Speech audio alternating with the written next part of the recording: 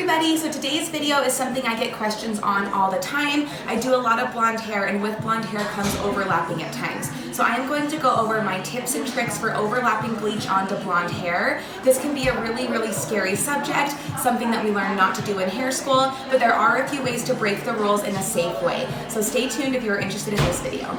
Okay, so one of my first tips is to use the Schwarzkopf Blonde Me lightener. As you can see right here, it has a bond enforcing enhancement in the lightener, which means you do not have to use olaplex because there's something like olaplex built into this lightener. If you do not use this lightener, I would suggest using olaplex with your lightener. That's my number one tip, is using olaplex or a lightener that has a bond enhancement in it, because that is going to protect the hair when you're overlapping.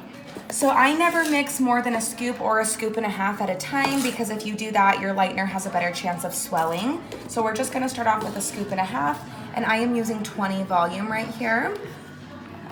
So we're just gonna go ahead and mix this up. I always like to do a finer consistency, so a little more developer rather than more lightener, just because it's easier to work with and I feel like the product spreads better.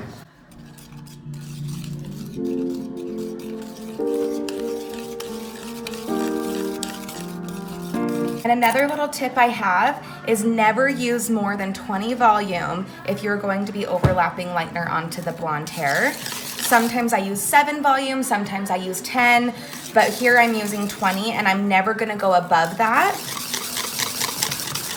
If you need to use 30 in their regrowth or a different developer in their regrowth, just make sure you use 20 and below on the ends.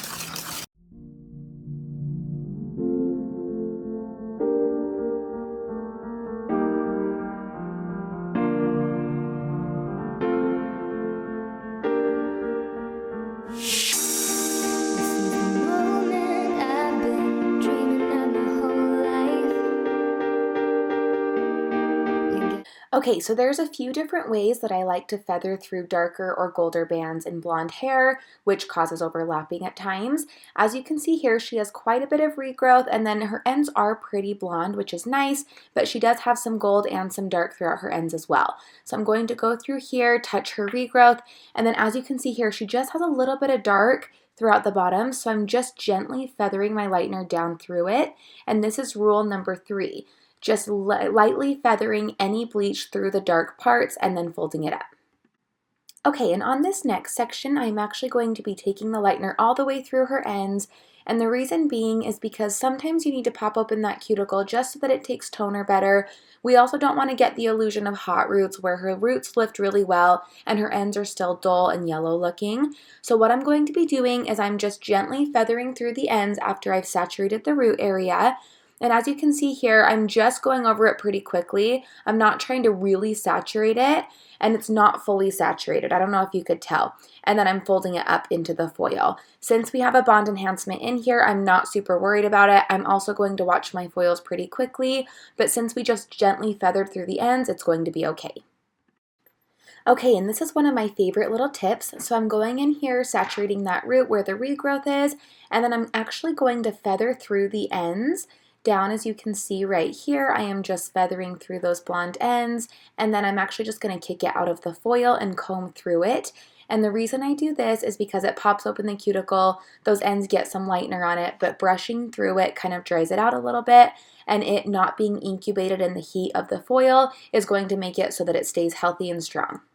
Okay, and then another rule that I have, which is kind of common sense, but is don't overlap if you absolutely do not need to. We got lucky with this foil. She actually just needs her regrowth to be touched right here. And as you can see, as we extend down lower, we can stop it right where that dark regrowth stops, and we don't have to touch those ends. So not every foil needs to be overlapped. Just use your best judgment and do what you think needs to happen.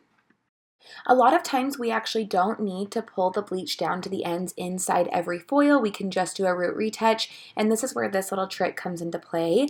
As soon as the regrowth foils are done, I like to tease out the ends and then just feather lightener throughout the ends like I am doing here. I'm actually only using 7 volume with the Blonde Me, and I'm just going to be doing this sporadically wherever I feel like she has a little bit of gold or a little bit of dark to pop those ends open.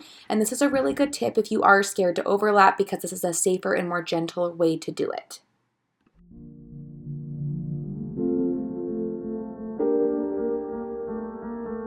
One of the most important things when overlapping with blonde hair is to rinse the foils once they are ready. So we just rinsed her back, she's sitting in olaplex, and the front is still processing.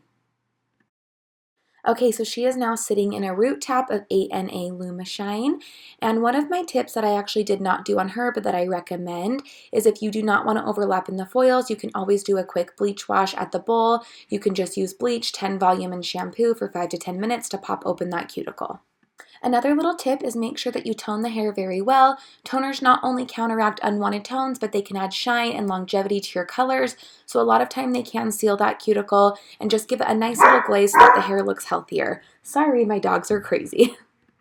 My last and final tip is to always trim the hair. All of my clients know that it's a rule in my chair that when you are going lighter, it is required that you receive a trim with your service. This is going to keep the hair healthy and intact.